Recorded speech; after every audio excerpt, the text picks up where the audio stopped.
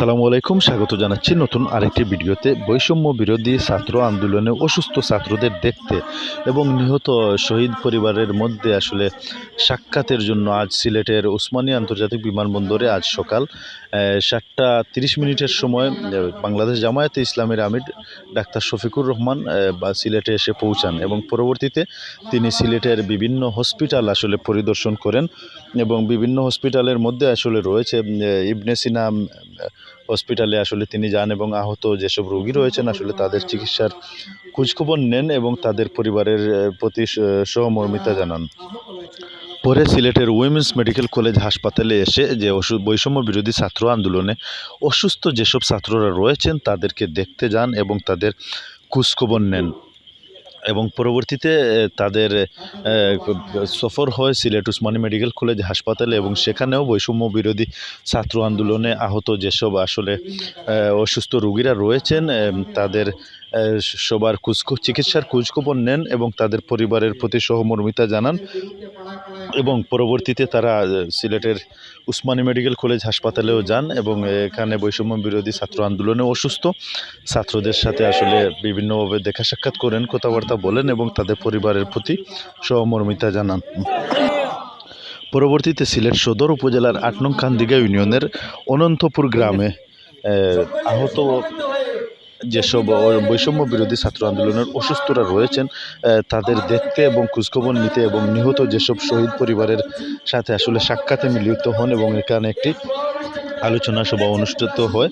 এই আলোচনা সভায় আসলে বাংলাদেশ জামায়াতে ইসলামের আমির ডাক্তার শফিকুর রহমান বলেছেন, স্বৈরাচার সরকার বিরোধী আন্দোলন শাহাদাত বরণকারী ও আহত ছাত্র জনতা জাতীয় বীর ফ্যাসিস্ট সরকার পতনের আন্দোলনে ছাত্র জনতার এই ত্যাগ জাতি আজীবন শ্রদ্ধার সাথে স্মরণ করবে বলে তিনি জানান।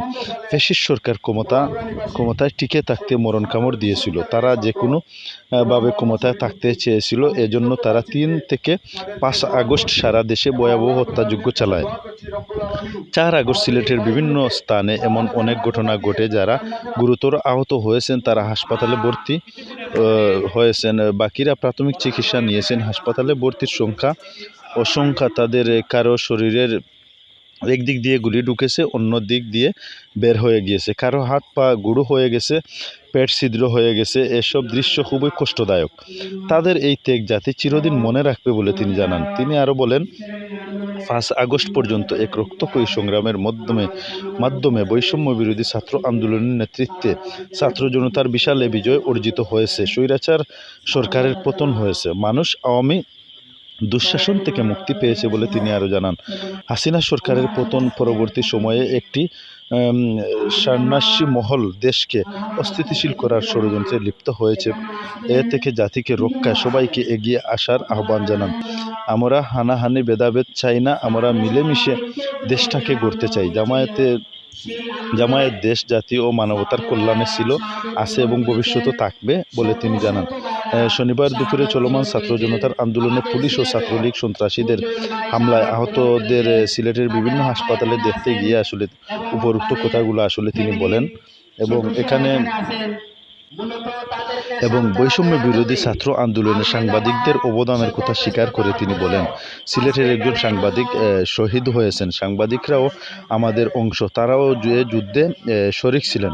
অন্যায়ের বিরুদ্ধে প্রতিবাদ করাও তাদের কাজ, আমাদের চেয়ে তাদের দায়িত্ব আরও বেশি। সেই দায়িত্ব পালন করতে গিয়ে তারা মারা গেছেন। তাদের ত্যাগ যেন আমরা সারা জীবন মনে রাখি। এ সময় উপস্থিত ছিলেন জামায়াতের কেন্দ্রীয় সহকারী সেক্রেটারি জেনারেল অ্যাডভোকেট এহসানুল মাহবুব জুবায়ের, কেন্দ্রীয় নির্বাহী পরিষদের সদস্য ও ঢাকা মহানগরী উত্তরের আমির মোহাম্মদ সেলিম উদ্দিন, কেন্দ্রীয় কর্ম পরিষদ সদস্য